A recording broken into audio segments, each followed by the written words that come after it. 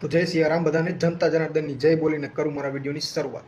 વાત એ કરવાની હતી કે अगर आप भी प्रॉब्लम फेस कर रहे हो, लाइफ में स्ट्रगल कर रहे हो जॉब में, या तो आपको जॉब करनी है लेकिन आपको किसी न किसी वजह से फायर कर दिया जा रहा है, या तो आपके काम की कोई वैल्यू नहीं हो रही है, ठीक है ना।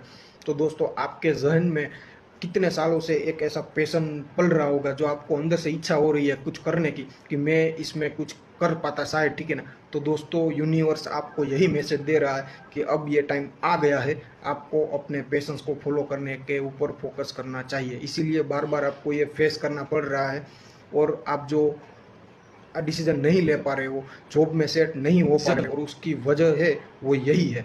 इसीलिए दोस्तों, आप अगर ये डिसीजन लेके इसमें अपने पैशन के ऊपर आगे बढ़ो, ज़रूर उसमें आप कुछ बड़ा ही करके जाओगे, ठीक है। Thank you so much.